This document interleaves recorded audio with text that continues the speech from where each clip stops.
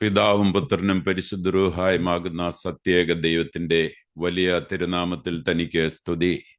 എന്നെ കേൾക്കുവാൻ സർവശക്തനായ ദൈവം വീണ്ടും ഇടയാക്കുന്ന എല്ലാ അനുഗ്രഹിക്കപ്പെട്ട പ്രേക്ഷകർക്കും കർത്തൃനാമത്തിൽ എൻ്റെ ഹൃദയംഗമായ സ്നേഹവന്ദനങ്ങൾ.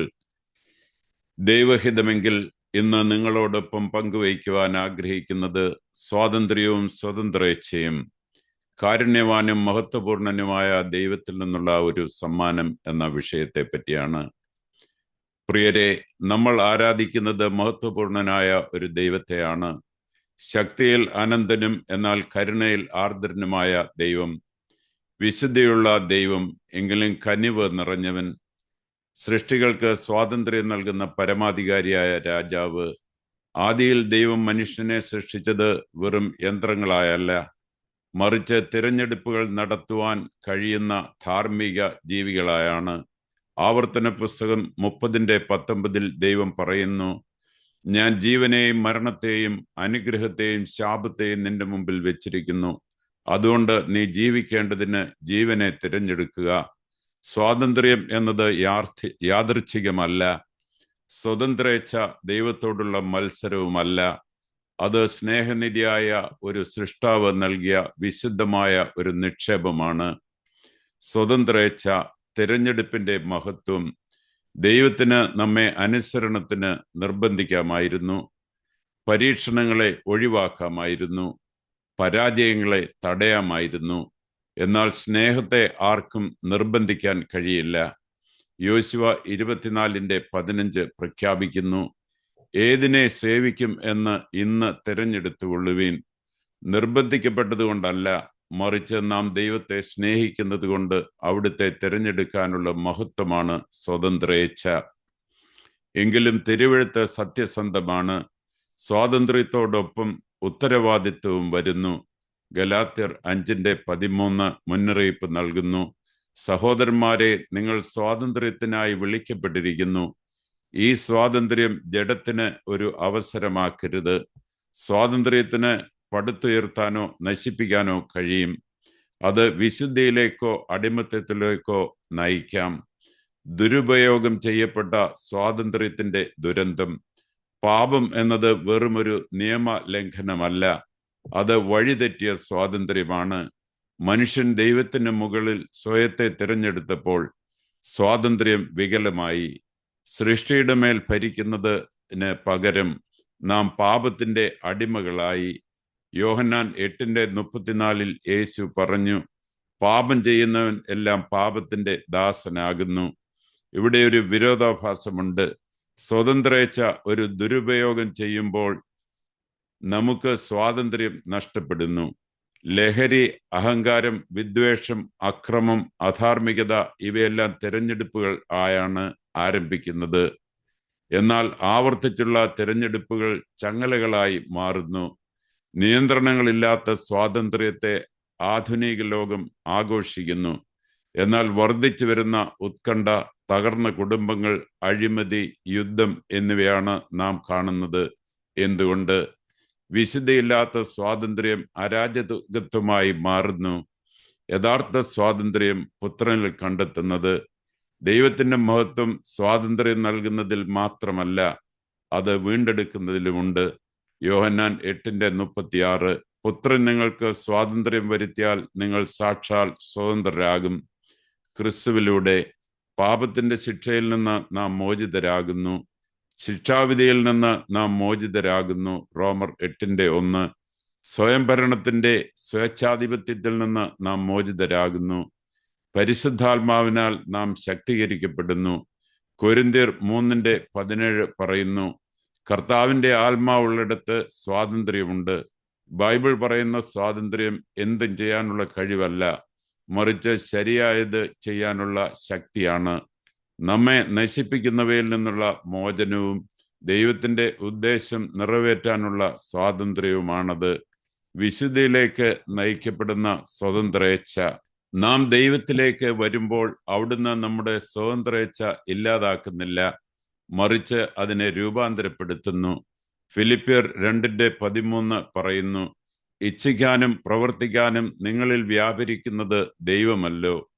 നമ്മുടെ ഇഷ്ടം അവിടുത്തെ ഇഷ്ടത്തോട് ചേർന്ന് പോകാൻ തുടങ്ങുന്നു. വിശുദ്ധി എന്നത് ഒരു നിയന്ത്രണമല്ല, അത് പുനഃസ്ഥാപനമാണ്.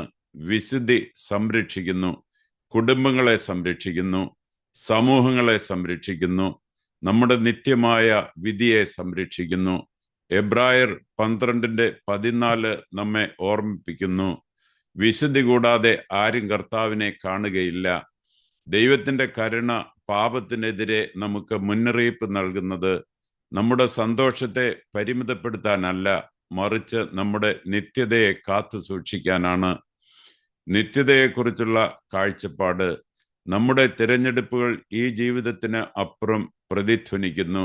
മത്തായി 16:26 ചോദിക്കുന്നു, ഒരാൾ ലോകം മുഴുവൻ നേടിയാലും തൻ്റെ ആത്മാവിനെ നഷ്ടപ്പെടുത്തിയാൽ അയാൾക്ക് എന്ത് പ്രയോജനം? സ്വതന്ത്രേച്ഛ താൽക്കാലികമാണ്, നിത്യത ശാശ്വതമാണ്. ഓരോ ദിവസവും നാം തിരഞ്ഞെടുക്കുന്നു, വെളിച്ചമോ ഇരുട്ടോ, സത്യമോ വഞ്ചനയോ, സ്വയമോ സമർപ്പണമോ, താൽക്കാലിക സുഖമോ നിത്യ മഹത്വമോ.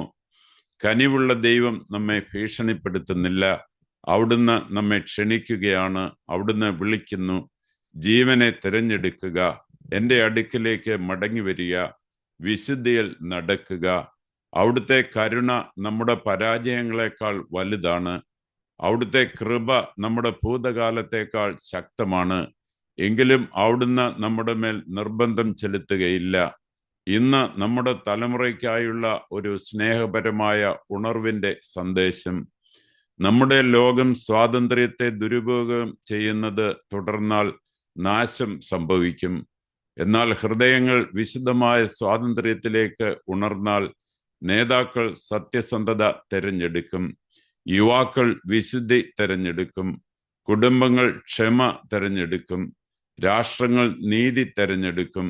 ഉണർവ് ആരംഭിക്കുന്നത് സമർപ്പിക്കപ്പെട്ട ഒരു വ്യക്തിയുടെ ഇഷ്ടത്തിൽ നിന്നാണ്. നമ്മൾ ജീവിക്കുന്ന ഈ കാലഘട്ടത്തിൽ എന്താണ് നമുക്ക് ചെയ്യുവാൻ കഴിയുക?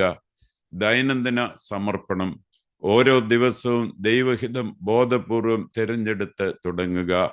സ്വാതന്ത്ര്യത്തെ പരിശോധിക്കുക, ചോദിക്കുക, ഈ തിരഞ്ഞെടുപ്പ് എന്നെ വിശുദ്ധിയിലേക്കാണോ അതോ അടിമത്തത്തിലേക്കാണോ നയിക്കുന്നത്? മനസ്സിനെയും ഹൃദയത്തെയും കാക്കുക. നാം എന്ത് കാണുന്നു, ചിന്തിക്കുന്നു എന്നതിനെക്കുറിച്ച് ജാഗ്രത പാലിക്കുക. വേഗത്തിൽ അനുതപിക്കുക. നാം വീണുപോകുമ്പോൾ ഉടൻ തന്നെ ദൈവത്തിന്റെ കരുണയിലേക്ക് ഓടിയെത്തുക. നിത്യതയെ ലക്ഷ്യം വെച്ച് ജീവിക്കുക. ഓരോ തീരുമാനത്തിലും നിത്യമായ മൂല്യങ്ങൾ പ്രതിഫലിപ്പിക്കുക. ക്രിസ്തുവിൽ നമ്പൂരമിടുമ്പോൾ സ്വാതന്ത്ര്യം ദുർബലമല്ല. നമുക്ക് പ്രാർത്ഥിക്കാം. സ്വർഗസ്ഥനായ പിതാവേ, അവിടുന്ന് ശക്തിയിൽ മഹത്വപൂർണനും കരുണയിൽ അനന്തനുമാകുന്നു. സ്വതന്ത്രേച്ഛ എന്ന വിശുദ്ധ ദാനത്തിനായി ഞങ്ങൾ നന്ദി പറയുന്നു. ഞങ്ങൾ ഞങ്ങളുടെ സ്വാതന്ത്ര്യത്തെ ദുരുപയോഗം ചെയ്യുകയും വിശുദ്ധിക്ക് പകരം പാപത്തെ തിരഞ്ഞെടുക്കുകയും ചെയ്ത നിമിഷങ്ങളോട് ക്ഷമിക്കണമേ. ഞങ്ങളുടെ ഹൃദയങ്ങളെ ഉണർത്തണമേ. ഞങ്ങളുടെ ഇഷ്ടത്തെ അവിടുത്തെ ഇഷ്ടത്തോട് ചേർക്കണമേ. ഒളിഞ്ഞിരിക്കുന്ന അടിമത്തത്തിൽ നിന്നും വ്യാജ സ്വാതന്ത്ര്യത്തിന്റെ വഞ്ചനയിൽ നിന്നും ഞങ്ങളെ മോചിപ്പിക്കണമേ. വിശുദ്ധിയിലും വിനയത്തിലും നിത്യമായ ലക്ഷ്യത്തോടും കൂടെ നടക്കാൻ അങ്ങയുടെ പരിശുദ്ധാത്മാവിനാൽ ഞങ്ങളെ നിറയ്ക്കണമേ. ദിവസവും ജീവനെ തിരഞ്ഞെടുക്കുവാൻ ഞങ്ങളെ പഠിപ്പിക്കണമേ. ഞങ്ങളുടെ കുടുംബങ്ങളെയും നേതാക്കളെയും തലമുറയെയും വിനാശകരമായ തിരഞ്ഞെടുപ്പുകളിൽ നിന്ന് കാത്തു സൂക്ഷിക്കണമേ. അങ്ങയുടെ പുത്രനിൽ മാത്രം കാണുന്ന യഥാർത്ഥ സ്വാതന്ത്ര്യത്തിലേക്ക് ഞങ്ങളെ നയിക്കണമേ. ഞങ്ങളുടെ ജീവിതം ഇപ്പോൾ അങ്ങയെ ബഹുമാനിക്കട്ടെ, നിത്യതയ്ക്കായി ഞങ്ങളെ ഒരുക്കട്ടെ. ദൈവമായ കർത്താവേ, നീ അനുഗ്രഹിക്കുന്നവനും അധികം അനുഗ്രഹമുള്ളവനും ഞങ്ങളെ കാത്തുരക്ഷിക്കുന്നവനും ആകയാൽ സൃഷ്ടിക്കുന്നവനായ ഞങ്ങളുടെ കർത്താവേ യേശു മിശിഹാ, നിനക്ക് ഞങ്ങളുടെ രക്ഷയ്ക്കായി നിന്നെ അയച്ച പിതാവിനും ശുദ്ധമുള്ളതിൻ്റെ റൂഹായിക്കും സ്തുതിയും വന്ദനവും ഇപ്പോഴും എപ്പോഴും എന്നും എന്നേക്കും യോഗ്യമാകുന്നു. ആമേൻ. ദൈവം നിങ്ങളെ എല്ലാവരെയും അനുഗ്രഹിക്കട്ടെ എന്ന് പ്രാർത്ഥിക്കുന്നു. പിതാവിൻ്റെയും പുത്രൻ്റെയും അതിപരിശുദ്ധമായ നാമത്തിൽ തന്നെ. ആമേൻ.